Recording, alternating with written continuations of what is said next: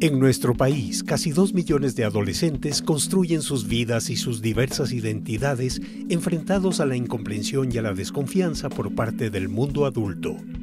En medio de una creciente preocupación por los temas de la inseguridad pública, se generaliza la idea de que muchos jóvenes y adolescentes están inmersos en actividades delictivas.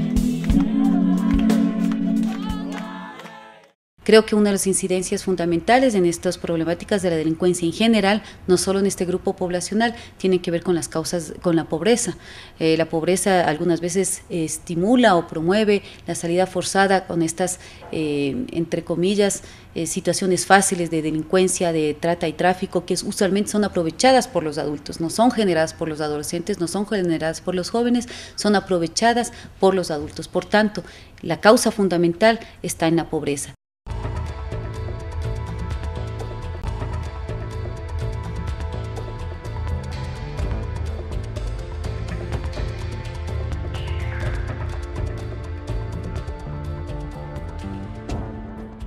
Vea usted que más del 80% de menores que caen presos no tienen familia. Sus padres están de migrantes, o murió la mamá, o se criaron solo con los abuelos. Entonces ahí hay causas para entender esa conducta. No es que nacieron locos y desde pequeños eran psicópatas.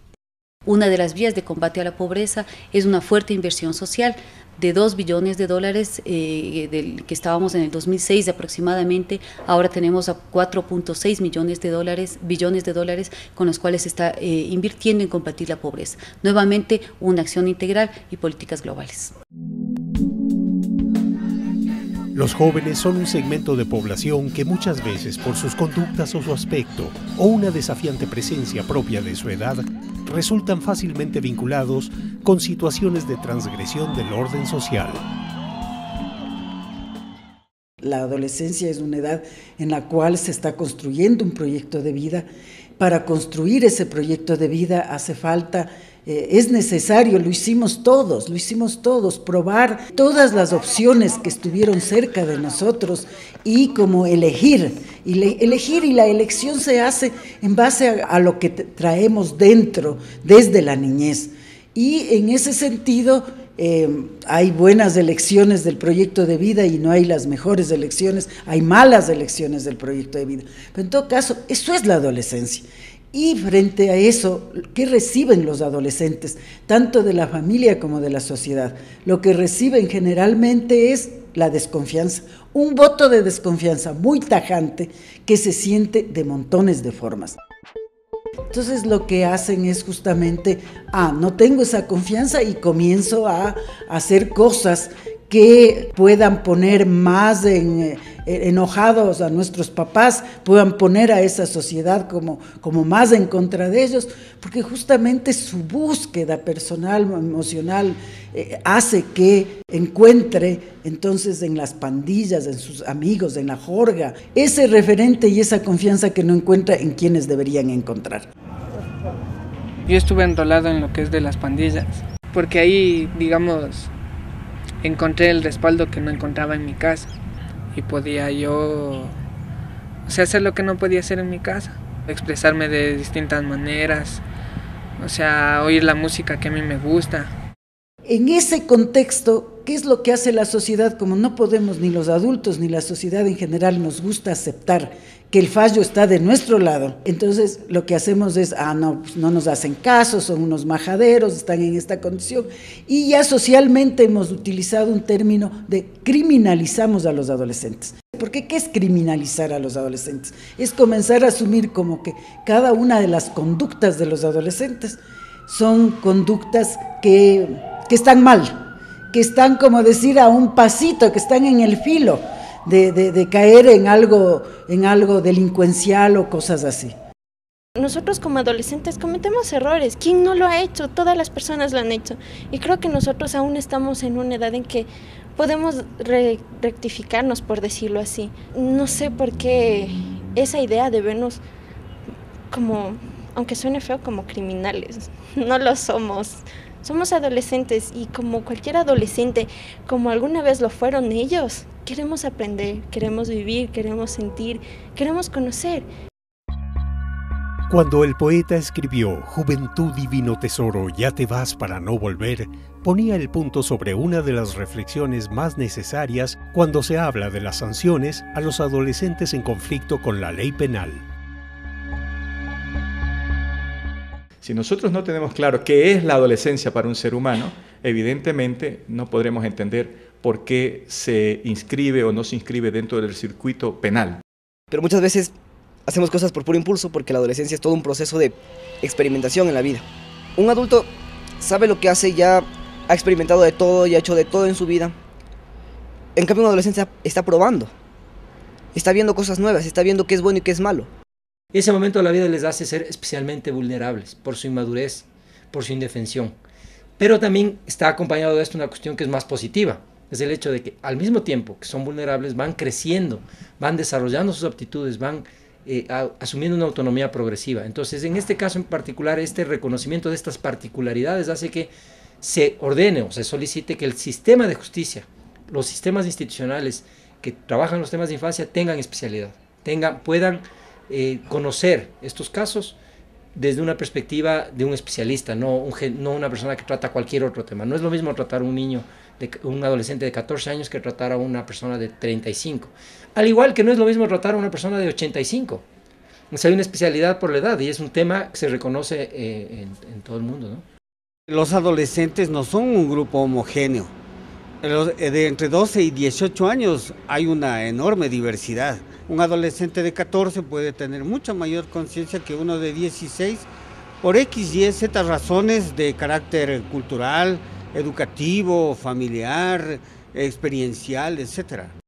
Los tiempos en los menores de edad pasan muy rápido, la adolescencia no se vuelve a repetir. Si usted tiene 30 días a una persona menor de edad detenida, le está quitando mucho tiempo de su vida. Si usted tiene a un adulto 30 días, quizás aprenda a jugar 40. Y creo que las personas que ya pasamos ya de cierta edad, empezamos a darnos cuenta, nuestras dimensiones del tiempo son distintas. Cuando teníamos 15, un año era un gran periodo de tiempo, ¿no? Uno veía un año, 2 años como largos periodos de tiempo. Cuando uno ya tiene 40 empieza a decir un año, si está a la vuelta de la esquina, es solo un año. Entonces, cuando empezamos a pedirles penas de ¿por qué no aumentamos las penas como a los adultos, a un adolescente de 6 años? Nos estamos olvidando que su dimensión del tiempo es distinta. Nosotros tenemos aquí la política de niñez y adolescencia. ¿Por qué hay una diferencia con el resto de grupos poblacionales? Porque es una etapa todavía del ser humano en formación. Es una etapa en la cual los jóvenes, las jóvenes, tienen aún necesidades, carencias de identificarse, de conocerse, de saber qué van a hacer, cuál va a ser su aporte, pues a la larga ya que se verán como adultos. Por tanto, debe haber todo un entramado institucional, una oferta desde el gobierno de políticas públicas que permitan al adolescente ir tomando esas decisiones. Es una edad compleja y por tanto la problemática o su tratamiento, la respuesta desde el Estado debe ser de una política asimismo intersectorial.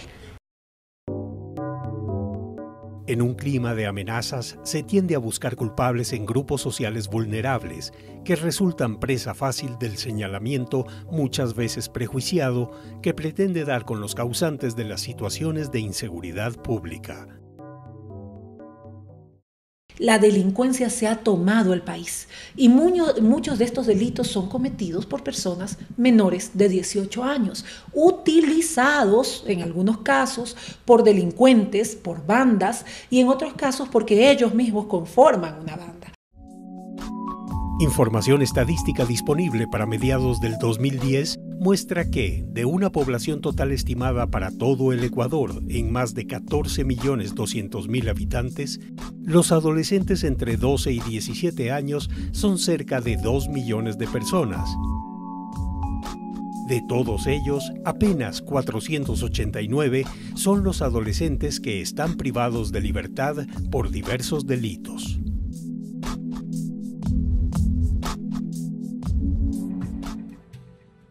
El temor colectivo frente a la delincuencia encuentra también en los medios de comunicación masiva un eco amplificado y hasta distorsionado. Esta situación ocurre también en mayor o menor grado en todos los países del continente. Yo creo que les ha funcionado bien a los políticos, particularmente a los políticos conservadores, aunque no exclusivamente, el hecho de demandar mayor seguridad y mayor represión, mayor dureza como forma de clientelismo político. O sea, ha funcionado. Si uno vea las campañas políticas de los últimos presidentes, comenzando por Chile y acabando por México, el hecho de mano dura y seguridad es una cosa que en culturas que son patriarcales, autoritarias, colonialistas, excluyentes como la nuestra sociedad ecuatoriana pega bien.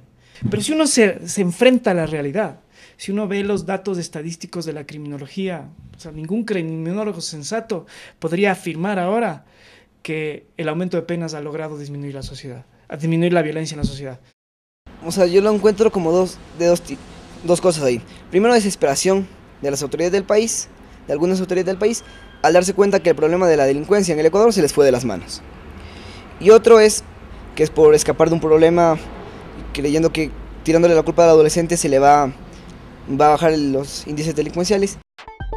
En la Asamblea Nacional, algunos partidos y movimientos políticos preparan sus propuestas que contemplan el aumento de penas o la disminución de la edad de imputabilidad penal para adolescentes infractores.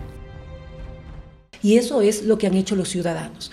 Presentaron ante la Asamblea, con 47.000 firmas de respaldo, un proyecto de ley que busca evitar la impunidad en delitos atroces, secuestro con muerte, robo con muerte, violación con muerte, o lo que ahora como apodo se le ha denominado el sicariato, porque es muerte por encargo, que sí está tipificado en nuestro ordenamiento legal. De un total nacional de 489 adolescentes privados de la libertad, 26 de ellos están por asesinato. Estos 26 adolescentes representan apenas el 0.002% del total de adolescentes entre 12 y 17 años de todo el país. No es que ha aumentado el número de adolescentes que cometan asesinato o que los adolescentes estén como parecería activamente involucrados en casos de asesinato por pago. Nada que ver. O sea, medidas demagógicas que generalmente las toman los políticos sintiéndose que se lucen, pero sin importarles mayormente qué es lo que está ocurriendo. Con medidas así estamos dándoles un voto de desconfianza nuevamente al conjunto de adolescentes del país. Esas cosas no se quiere ver, no se quiere decir, sin embargo, eso es lo que queda. Me parece que en este momento hay que reconocer que hay una franja de edad y una serie de actos, de delitos muy graves entre 16 y 18 años que tienen que tener una respuesta especial, pero no igual a la de los adultos. No es pasarles al Código Penal, que es la propuesta, me parece que es una equivocación, me parece que es una propuesta demagógica, no basada en las estadísticas, que además hace una cosa muy grave, ¿no? Si el sistema de rehabilitación social para adultos no funciona, lo que estamos usando ahora es solamente una cuestión de venganza social, porque les estamos poniendo en un plano del mismo nivel que los adultos, cuando sabemos que no funciona para los adultos el sistema. La gente firmó ante la ola de delitos cometidos y que la Constitución decía que a los jóvenes, la actual decía que ellos podían votar y si podían tener la responsabilidad para exigir quién mande en la nación, tenían que ser también responsables de sus actos respecto de la sociedad. Lo que se hace al darle a los adolescentes a partir de los 16 años la opción al voto facultativo, o sea, querer o no votar, es un ejercicio de formación de ciudadanía. En cambio, ¿qué proceso de formación hay en que a un adolescente lo metan a la cárcel? ¿Hay algo que cambie cuando lo metan a la cárcel de adultos que es un infierno y que va a ser un infierno peor aún para un adolescente? Entonces, no tiene sentido alguno querer comparar estas dos cosas.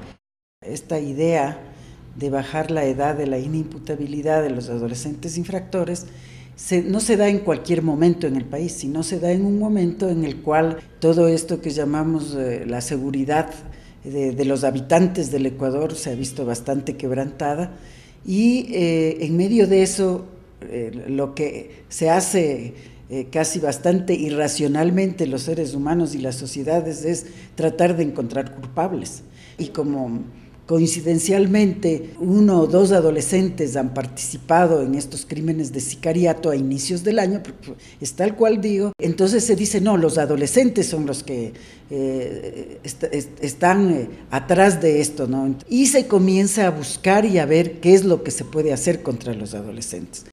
El Estado no se ha organizado en el tema de justicia, en el tema de brindar las sanciones a quienes verdaderamente tienen la culpa, porque un adolescente no es malo, insisto, no es que un adolescente roba porque él quiere, roba porque muchas veces lo manipulan a robar o muchas veces siente el interés de hacerlo porque la situación en sus hogares, la situación con su familia es demasiado complicada o él está viviendo solo y el sistema judicial en este país tiene muchísimos errores y los adolescentes no debemos pagar esos errores y la solución no está en imputar penalmente a los adolescentes. Las reformas legales que se preparan buscan, según sus autores, combatir la impunidad. Sin embargo, hay un especial acento sobre una supuesta participación preponderante de menores de 18 años en el cometimiento de delitos. El debate sigue abierto. Si le expongo a experiencias violentas, es mucho más seguro que lo que el adolescente infractor que entra al sistema penal, es mucho más seguro que comience una carrera criminal. Ese es el problema. Si es que un adolescente infractor, en cambio, está menos expuesto a la penalización, a la criminalización, es mucho más posible que tenga una vida más adaptada y más normal y más aceptable socialmente.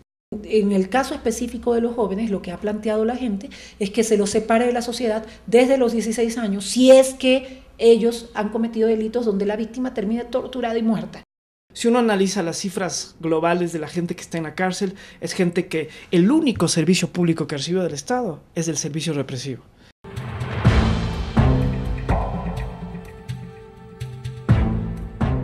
Nosotros tuvimos un caso de que le asesinaron en el domicilio a mi hermana. Mi hermana fue una de las promotoras de los derechos de los niños y de los adolescentes en Imbabura. El chico fue producto de todo el sistema que se vive. Un niño abandonado desde los 8 años, su papá alcohólico, vio cómo le mataron a su madre dentro de su familia, fue disparado a los 12 años en su rostro y perdió una parte de su oreja, acceso directo a percibir y a consumir drogas. Sus hermanas y sus hermanos también víctimas de violencia sexual de parte de su padre. Perdón que me quiebre, pero a mí no es solo responsabilidad de él, es responsabilidad nuestra como sociedad, de no preocuparnos de esto, de pensar que como no es mi dolor, me importa un bledo saber que hay niños ahí, jóvenes que no tienen oportunidad de crecer nuevamente. Y esto provoca dolor y pérdida irreparable, pero también crea compromiso.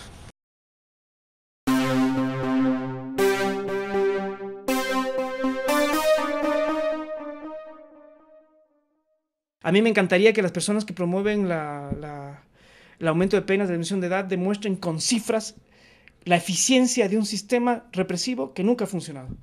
Uno puede ver los países centroamericanos donde las penas se han aumentado para adolescentes, que la disminución de delitos en general no se ha dado. Sin embargo, el tema de tener respuestas adecuadas, proporcionales, le da un mensaje también a la sociedad, que la sociedad no está dispuesta a tolerar ciertas acciones, ciertas actitudes, aunque no tenga relación directa con la disminución o el aumento de los delitos, ¿no?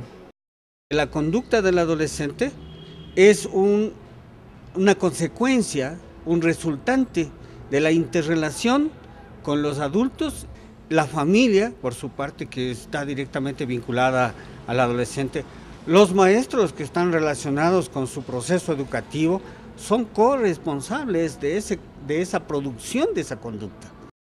Los cambios en la norma legal deben basarse en dinámicas reales, en hechos reales de la sociedad, porque si no corremos el riesgo de invalidarle en sí mismo, porque es un acto demagógico, porque es un acto que responde por último no a la realidad, sino a otro tipo de intereses.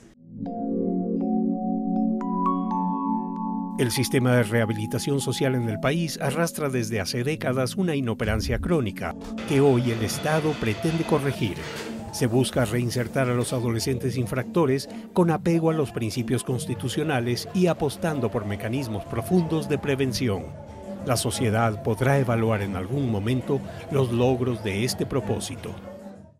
Lo que plantea la gente, lo que las firmas recogieron, es que esas personas que cometan ese tipo de delitos atroces paguen la misma pena que paga alguien de 18 años en adelante, pero en centros de reclusión distintos a los que están ellos. Es decir, que se formen centros de reclusión donde el objetivo fundamental sea, primero, que no estén mezclados con delincuentes mayores de 18, y segundo, que entren en un proceso de rehabilitación y política de reinserción social. Comete un delito un muchacho de 17 años, asesina, le aplican 18 años de cárcel. Resulta que ese adolescente va a tener 34 y va a estar con los adolescentes de 16, los que siguen llegando al sistema menores de edad.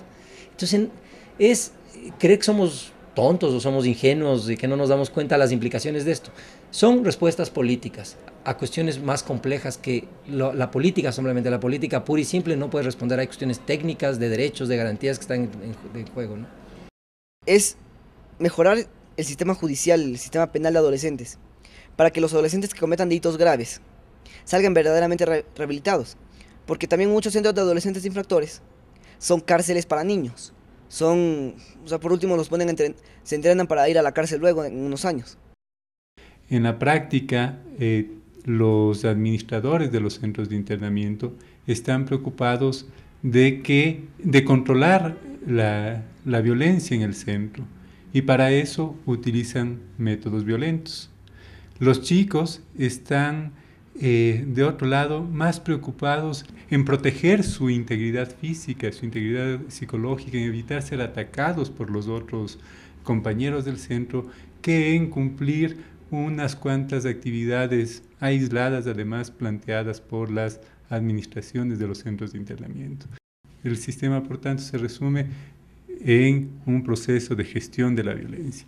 Frente a eso, entonces, nosotros planteamos la necesidad de que se dispongan y que se utilicen las medidas socioeducativas no privativas de la libertad que están previstas en el Código de la Niñez y Adolescencia y que permitirían un proceso de rehabilitación social mucho más positivo. ¿Por qué? Porque los chicos estarían en la capacidad de experimentar experiencias positivas que influyan sobre su situación actual y les permitan reflexionar sobre eso. Para empezar, no había un modelo de atención integral. Cada centro, cada coordinador actuaba de acuerdo a lo que posiblemente creyera que es mejor.